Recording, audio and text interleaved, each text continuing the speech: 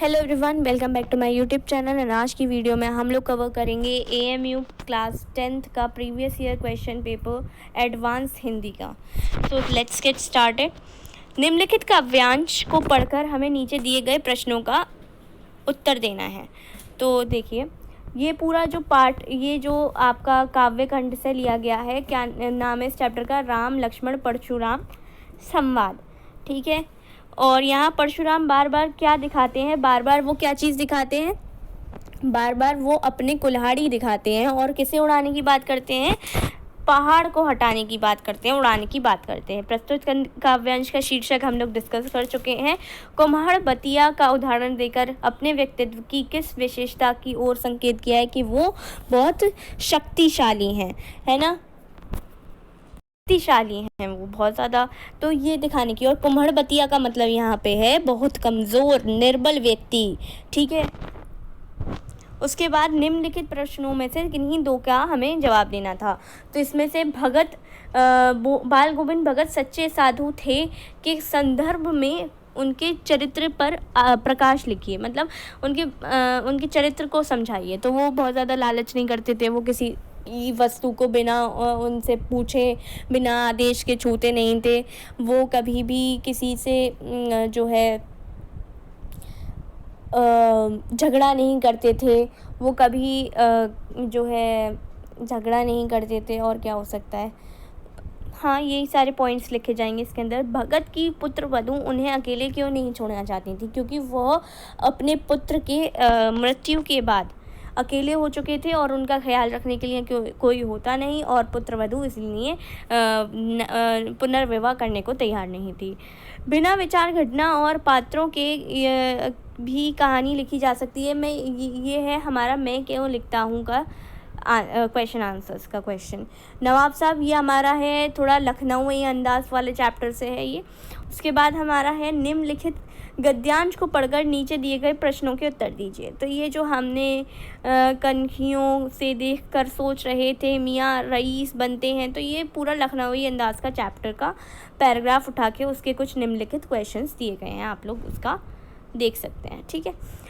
निम्नलिखित प्रश्नों में से किन्हीं दो के हमें उत्तर देने हैं। सरकारी तंत्र के जार्ज पंचम की नाक वाले चैप्टर से ये दिया गया है। ये अब कट है, हमारे में नहीं है। उसके बाद ये वाला भी नहीं है। ये एनसीईआरटी के अकॉर्डिंग हटा दिया गया है। इस पार्ट में ये भी हटा दिया गया है। उसके बाद हम लोग चलते हैं प्रश्न नंबर 5 पे। प्रश्न नंबर 5 क्या कह रहा है?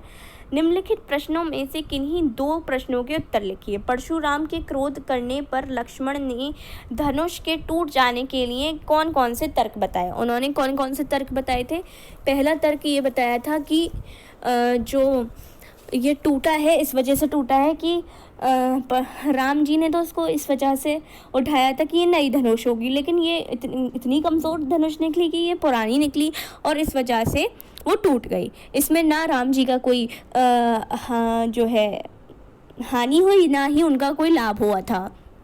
और जो परशुराम थे राम ने जो है इसको बस एक धनुष समान उठाया था, साधारण धनुष समझकर उठाया था, ना कि कोई। ठीक है। ये सारे तर्क यानी कि एग्जाम्पल्स देके उन्होंने परशुराम को क्रोध से बताया था। कवि श्री ब्रज दूल्ह, ये भी हमारे से कट है। चांदनी रात की सुंदरता को कवि किन, ये भी हमारे अब डिलीटेड पोर्शन है। राम और विश्वामित्र के व्यवहार पर अपने, ये भी हमारा एनसीईआरटी से डिलीटेड है। नाउ सहायक क्रिया और अथवा मुख्य क्रिया परिभाषा उदाहरण सहित हमें लिखनी है। तो सहायक क्रिया क्या होती है? जो मुख्य क्रिया को समझाए और ज़्यादा मुख्य क्रिया के अंदर सहायकता दे, उसे सहायक क्रिया कहते हैं। सहायक क्रिया उसे कहते हैं जो मतलब क्रिया के पदबंध के मुख्य अर्थ ना देकर, मुख्य अर्थ नहीं दे लेकिन उसकी सहायक करे, यानी कि हेल्प करे हो, अर्थात मुख्य क्रिया के अतिरिक्त जो अंश बचता है उसे सहायक क्रिया कहते हैं। ठीक है, उसे सहायक क्रिया कहते हैं। इसका उदाहरण हो जाएगा, पिताजी अखबार पढ़ चुके हैं, माताजी खाना बनाने लगे।